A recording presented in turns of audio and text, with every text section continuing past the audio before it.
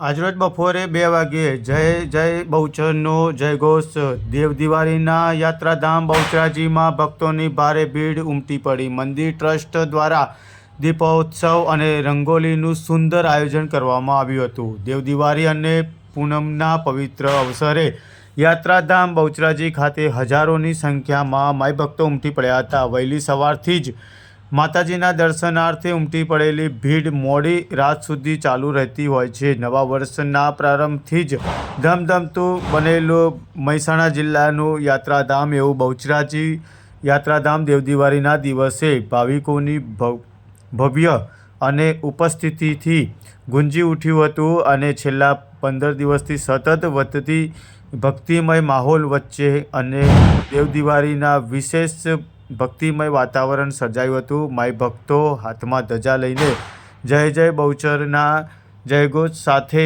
માતાજીના ચાચર ચોકમાં પ્રવેશ્યા હતા, જેના કારણે સમગ્ર પંથકમાં બહુચર માતાના જયઘોષથી ગુંજી ઉઠ્યું હતું।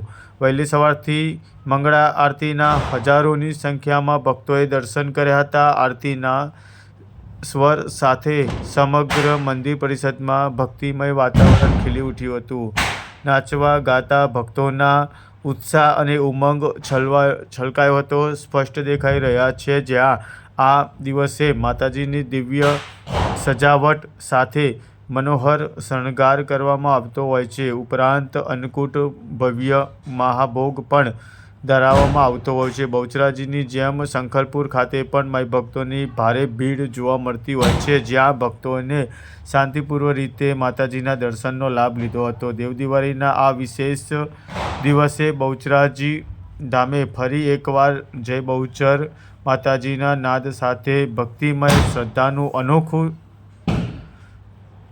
દ્રશ્ય જોવા મળ્યા હતા।